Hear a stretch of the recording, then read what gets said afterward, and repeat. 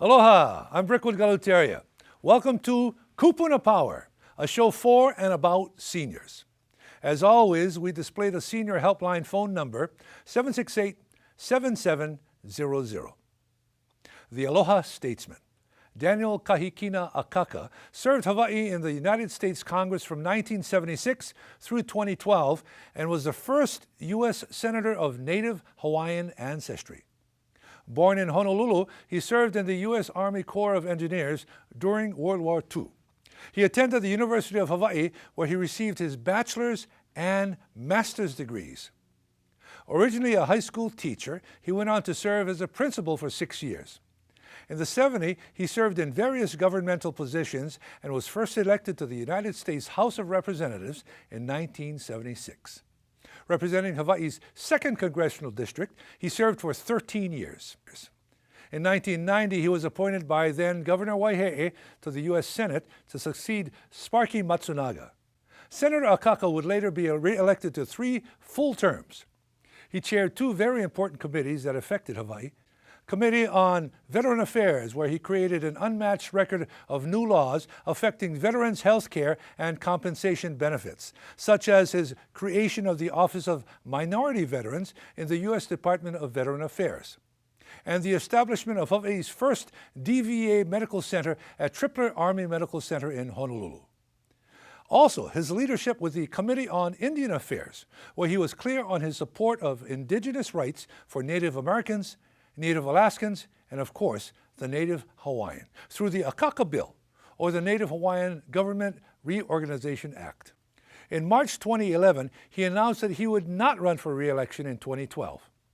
There's so many more accomplishments to speak of, but today on Kupuna Power, we hope to share what being a kupuna means to him. Hey, Kupuna Power right here. Mahalo anui loa for making us a part of your Aloha Day. And as you could tell, my introduction was quite lengthy. So we have no more time for the show. Thank you for coming. No, only kidding. My Uncle Danny is here. And it's Senator Uncle to you folks. But Daniel Akaka is sharing his time with us, his precious time. And thank you, Uncle, for coming and joining us. Delighted to be here. I will refer to you as Uncle today. Oh, of course. And that's because we have a long history, our family, from Kwahao Church. Oh, yes. And Uncle grew up with my mother, and I grew up with all of his children, Danny Boy, and Gerard, and Nikki, and Milani, and everybody else. So aloha to you and the family from our family. Oh, mahalo nui. So thanks for coming and taking some time. Uncle, we're so proud of you, the things that you've done over the years. Mm-hmm. But there was a start, Paoa. Oh, yes. Yeah, and Tutupa and the family. And yeah. So you're a kupuna now. Aye. Yeah. How old are you? I'm 90. Huh? 90 years old. Okay. How many more kupuna? How many children? Well, Millie and I, Auntie Millie and I have 5 children. 1 girl, 4 boys. 4 boys, eh? And we have now 15 grandchildren. Yeah. And the strange thing is, I said 1 girl and 4 boys. Uh-huh. Well, each of my children have only 1 girl. Wow. So out of 15 grandchildren, we have 5 girls. 5 girls, right?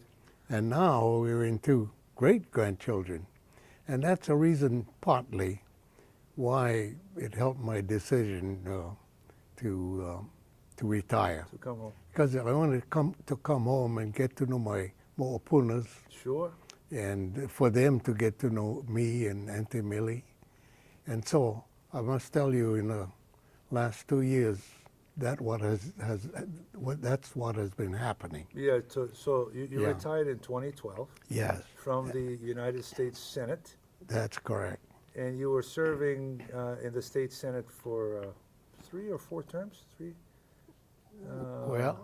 In the U.S. Senate. In the U.S. Senate. Yes. And then before that, as a I was in the House. Yeah. So I spent a total of 36 years. 36 years. In Washington, D.C. And so how did that work? I mean, a lot of people would probably want to know a day in the life of Daniel Akaka. in terms of like family time. How did that work? Because you had to serve up in the nation's capital, Yeah. but you also were a father and a grandfather, now great-grandfather. That's correct. You know, quickly, when I was in the House, elected in 1976, all of this, of course, was done with family, Millie and I and the children. Mm-hmm. And so we decided that Millie would stay home with the children and be with the children while they were going to school. Mm-hmm. And that's what we did while I was in the House for 14 years. Millie lived in Hawaii, and I lived in Washington, D.C. Sure.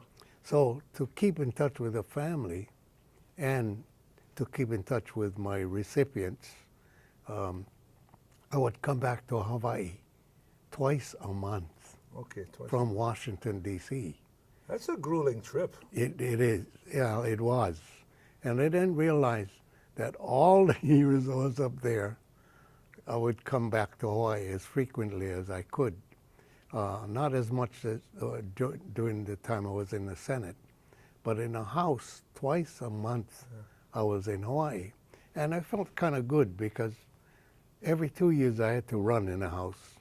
Yeah.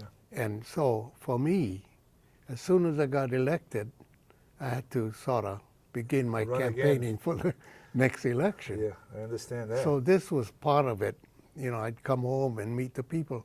So I was so glad when I was in the House, some of the people of Hawaii would ask me, "Hey, do you work in Washington?" yeah. Because they said, "We always see see you all you the in time." Hawaii." Yeah. But for me, that was good. You know, I was present at home. I talked to many, many people.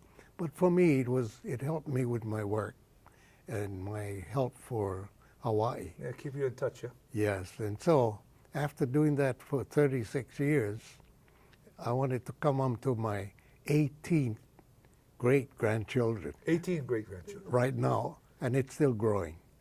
So, Yeah. Wow, that's a lot of great-grandchildren. Great-grandchildren. 15 grand and 18 great. Well, I grew up with you know, your children. Yeah. And so Milani's the only gal. Yes, Right. yes, But if all the other girls are anything like Milani, yeah. they're controlling the action. That from the beginning, yes. And if they're anything like Auntie Millie, Yes, they're controlling the action. that's correct. I remember one time we were up in Washington, D.C., Uncle, and it wasn't too far back, it was recently, and you know, your staff was very attentive to you, and very attentive to Auntie Millie, because she was up there. And she eventually, after your work as a congressman, she moved up, right? That's right. When I became a senator, we agreed that Millie would move up with me, and she did. Yeah. So I remember sitting in your office one time, Yeah. and Auntie Millie was there, you were there, whoever was there. And then your staff comes in and whispers to her, Yeah. yeah, it's time to go. And I'm thinking, he's the senator. but and then she goes, I'll be right there. But you took it with a grain of salt. It was so much fun to watch. And I know she had the sway of the place too. Well, there were times when we had people that we're talking to, and I would have to stop her and say, please give me some time to talk. Well, So, well, you know, that's Auntie Millie. yes. You know, walking And- around with sorry slippers and, you know, I moo-moo. should tell you, she came when I was a senator, Yes. and she came to work with me every day. Oh, yeah. And the thing about her was she wanted to be casual. She always wore muumu'u. Yeah, yeah. And the moment she walked in the office, she took off her shoes. So all day that she's in the office, no shoes. Yeah, yeah. Yeah. Well, you know, she was, if you had a chief of staff, I mean, she was there all the time. Oh, yes, yes. But, you know, as we make our way through our conversation here today, I wanted to ensure that our viewers realize the level of the work that you accomplished while in Washington, D.C. Because obviously we've seen you here, but share with us a little bit of the special moments, these historic moments, I would say, if you will, Yeah. about your your meetings with some of the top world leaders? Because I know you've been all over the place. You've met with the leaders of China, of many in the free world. Yeah. But can you share a few with us, please? Sure. So quickly, let me mention 4. Okay. First, let me say Deng Xiaoping. China. This was in the late 70s. Yeah. I went there and we talked about, and I was really so surprised, let me say, locally, the way we say it, my mouth dropped Really? because Now, this is the Prime through Minister the translator of China of China. at that time, and there were strong communists. And for him then to tell us China needs the United States of America, my mouth dropped. Were you there? Or Oh, yeah. No, we were in China. You were in China. And we were meeting with him in the Wow. palace there. And then he went on to say that he wanted a relationship with China. Well, the way all of that came out, we went back, we talked to Carter, who was president at the time, Yeah, President Carter. and told him Deng Xiaoping wanted a relationship. Well, as a result of all of that, December 9th, 1979, Carter announces a relationship of normalization With China. China. Oh. And that was the first, and I gotta tell you, that changed China, changed America, and what China is today started from that moment. Yeah. Man, let me tell you, that's going to change Hawaii, because now they're coming to Hawaii in droves Yes. as part of our visitor industry. Yeah. Okay, story number 2. Yeah, story number 2, Gorbachev. You know, I went to Russia. and he was the one that, again, he was one that wanted to take down Russia, and he didn't want to say it, but move towards democratization, Oh, okay, that was the Soviet Union. Soviet Union, Okay. which happened through him. But the thing about that, what I cannot forget, is I slept on his bed. Huh? Really? I didn't know that until He and his wife weren't in that bed. no. You're just sleeping in his bed. until the next morning when I got up, the maid came to talk to me, and she said, "Oh, you know he's sleeping in Gorbachev's bed." I was No kidding. so surprised, but that was a terrific relationship. But it was good for him, for Russia, and for the United States, because Russia did sort of move out of Sure. communism, and That's right. That's yes. right. And the Union broke up. Yes. And then the third one, Musharraf from Pakistan, went there, and he set up a coup when he took over Pakistan. That was in 1999. In the year 2000, January, I went there, and we met in the palace. He was still in general's uniform. He was general. But he, again, my mouth dropped. He said, "We need America." And he introduced us to, and of all things, a woman to be part of his cabinet. And, you know, in those days, no women were up in those kind of positions. Wow. Educated doctor. He said, she is going to help Pakistan learn to read and write. Wow. Yeah. He introduced me to the Minister of well, like Ways and Means for, The money. yeah. And the guy spoke perfect English. And when I had lunch with him, you know, we talked, and then he said, do you know our company, his company in New York City? We hired the Secretary of Treasury. No kidding. You know, but anyway, with that, I finally had him meet Clinton in one of Clinton's President visits, Clinton. President Clinton over there. The other one was Fidel Castro. You met Fidel Castro? Yeah. I went there, and I didn't know he could talk so much. We talked from 4 p.m. to 2 a.m. About what? Everything about Cuba, but my purpose for being there was to try to develop a relationship between Cuba and the United States, which never happened because we kept talking to him about that. Yeah, yeah. And he said, I can take care of Cuba. I don't need any help. Yeah, leave us alone. And that was Fidel Castro. Yeah. Well, apparently things are changing these days. Oh, yes. I'm so glad to see that. For you to watch this from where you are now, does it give you a lot of inspiration? Yes. Yeah. You know, I can't believe these things went on. But all of these have made a difference in history of the world. I think so. And you were there, huh? Yeah. Well, that's incredible. The whole thing is incredible. I think for the viewers themselves, they're now, you know, we're revealing some things that are rarely shared. So I really appreciate you sharing it with us. You've been a big part of Hawaii. Right now, some of the work that you've done to, you know, break through the type of work for the Native Hawaiian people, I think is coming to fruition. You know, there's a moment in there where I was up in your office with Senator Inouye and Trustee Peter Apo from the Office of Hawaiian Affairs. Yes, I remember that. I'll tell you this, the story about that, Uncle, we weren't late.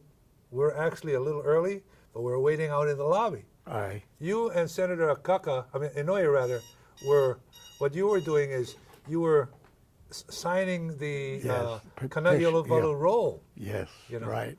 We were supposed to be there, but your receptionist says, hold on, they're doing something in there. I think we're supposed to be in there. And Senator Inouye came walking out. He says, where were you folks? And we went back in there. We got a picture that we want to share with everybody. Okay. Now, what we want to do is finish off our segment with, and I know we can talk about Kupuna resources for forever, but you're a Kupuna resource. And so wherever you go, you love to sing a song, and I want us to sing that song now, okay? And to finish off our segment here with Kupuna Power. Because this seems to be a song that you probably shared with Musharraf and with Gorbachev and Deng Xiaoping. And anyway, where I live, there are rainbows. Oh, this is your signature song. And I'd like to use the word we instead of I. Instead of where I live, it's where we live, all of us. Okay. Key of G, all right? Okay. Where we live, there are rainbows. Yeah. With life in the laughter of mornings and starry nights. Where we live,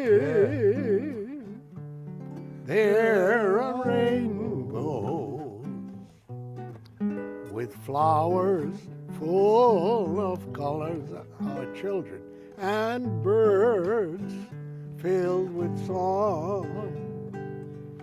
We can smile when it's raining and touch the warmth of the sun. I hear children laughing in this place that we love. Hawaii, United States of America, where we live, there are rainbows with life in the laughter of morning and starry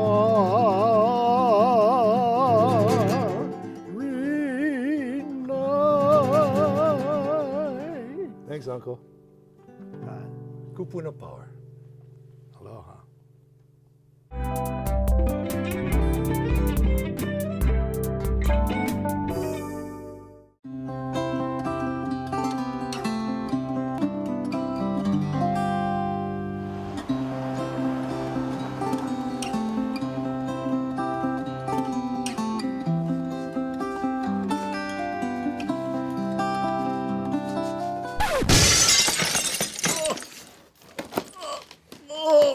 Call 911.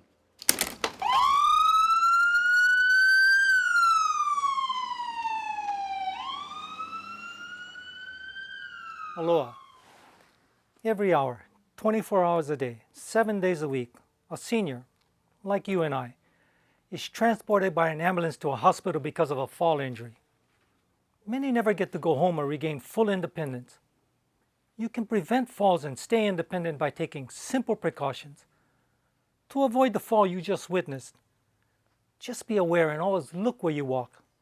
Be careful all the time, especially in your own home.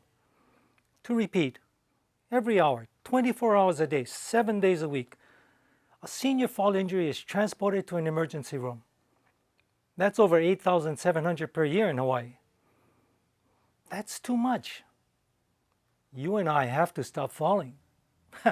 And we're not just gambling with our own life for independence.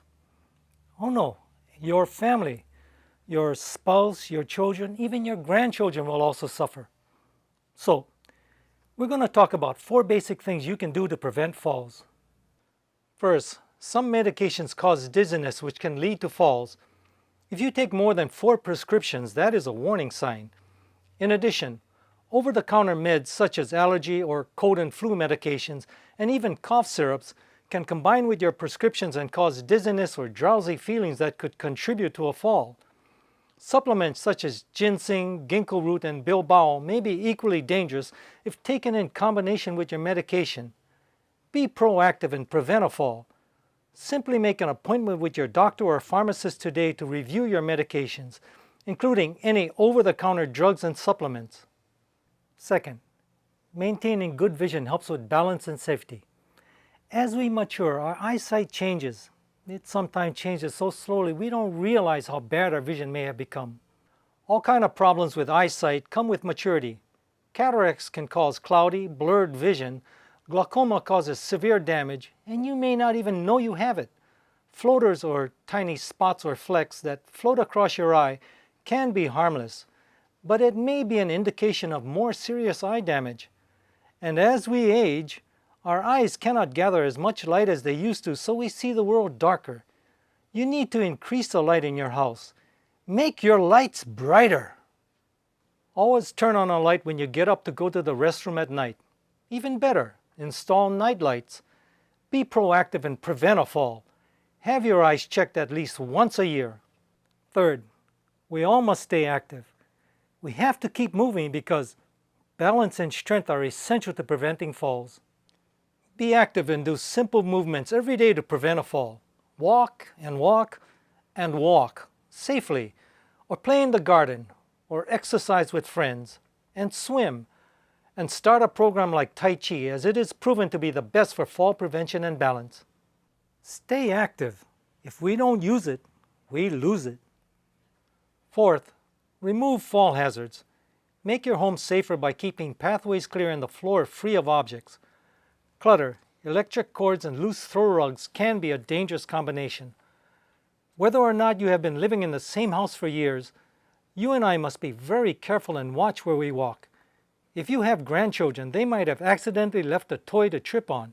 You can even trip on your pet. And take extra care in the bathroom. The combination of water and soap can make the floor, as well as the shower or bathtub, very slippery, and hard edges everywhere make it dangerous if you fall.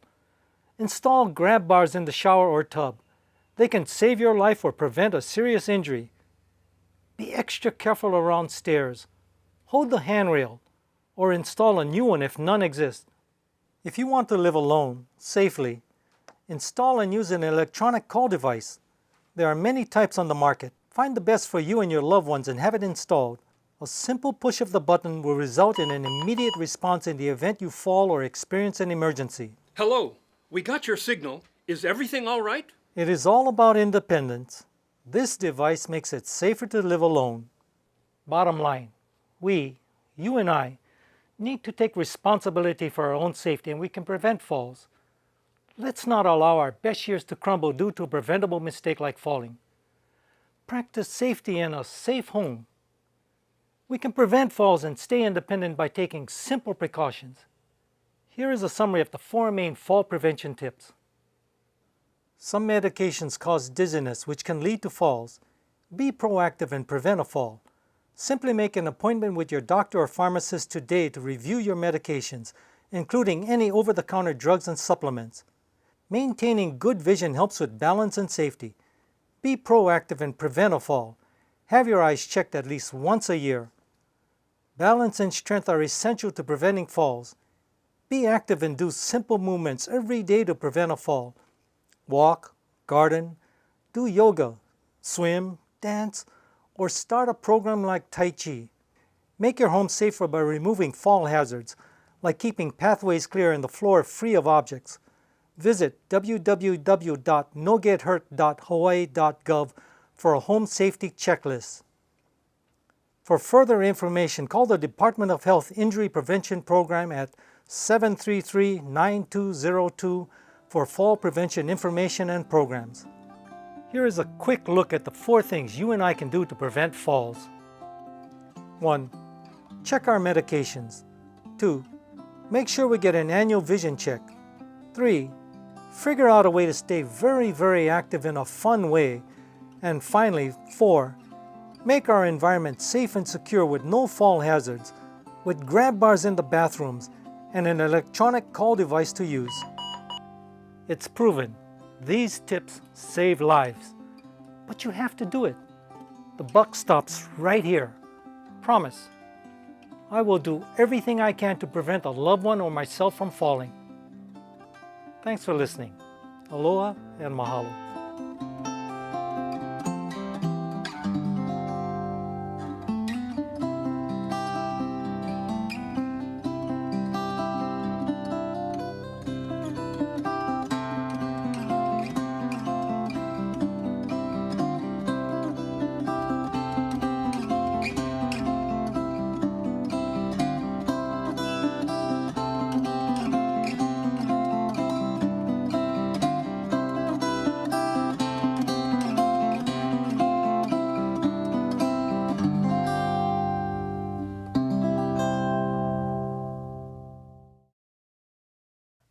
Well, that concludes our visit.